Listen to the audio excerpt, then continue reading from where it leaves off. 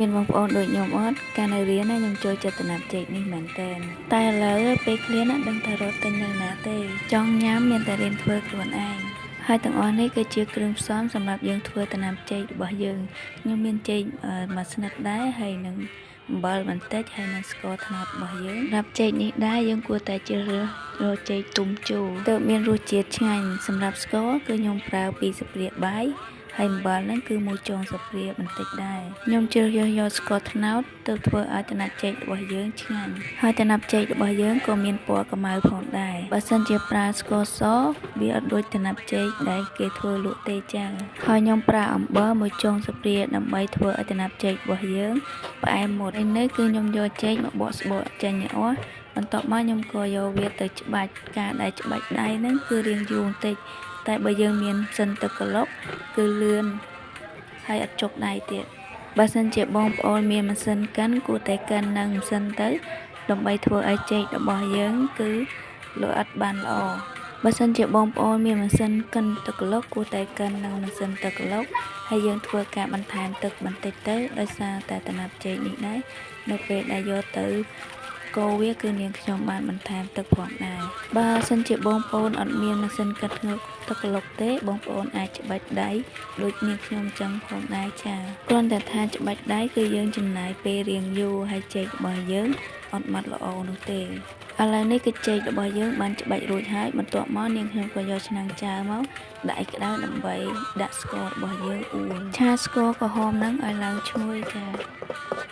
ឆារហូតទាល់តែស្កររបស់យើងនឹងឡើងពណ៌ខ្មៅចានៅពេលដែលស្កររបស់យើងឡើងខ្មៅហើយចាំបងប្អូនធ្វើការចាក់ចេកចូលចាឥឡូវស្កររបស់ខ្ញុំឡើងក្រហមល្អហើយពណ៌វិញក៏ខ្មៅផងដែរចាខ្ញុំធ្វើការដាក់ចេកចូលតែម្ដងចាខ្ញុំដាក់ចេកចូលហ្នឹងគឺខ្ញុំធ្វើការកូរចេករហូតនៅក្នុងការដែលយើងធ្វើតំណាប់ចេកនេះផងដែរយើងត្រូវតែកូររហូតបើយើងអត់កូររហូតទេធ្វើឲ្យចេករបស់យើងហ្នឹងគឺខ្លោចខ្ញុំប្រើខ្ទះពណ៌សគឺឆាប់ខ្លោចមែនតើ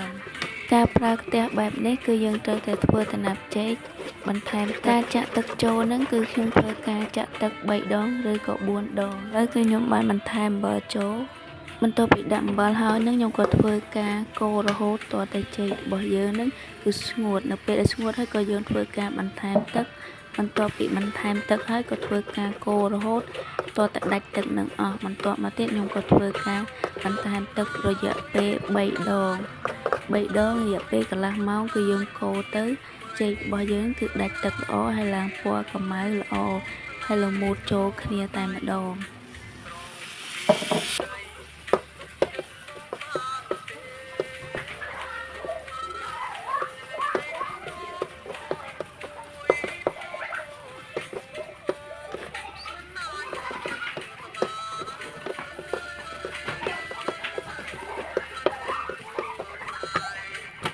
គឺថាឥឡូវតំណាប់ចេករបស់ខ្ញុំគឺបានដាច់ទឹកល្អហើយវាក៏ល្មូតចូលគ្នាដែរខ្ញុំក៏រៀបចំដាក់ថាសមកឲ្យដាក់ថងវាគ្រាប់ពីកោងដើម្បីដួសចេករបស់យើងដាក់ចូលក្នុងថាសទុករហូតដល់តែវាត្រជាក់ចាំយើងធ្វើការកាត់ដាក់ថងយើងក៏ធ្វើការកាត់វាជាចំណិតតូចៗល្មមៗហើយក៏ធ្វើការស្រូបថងវាទុក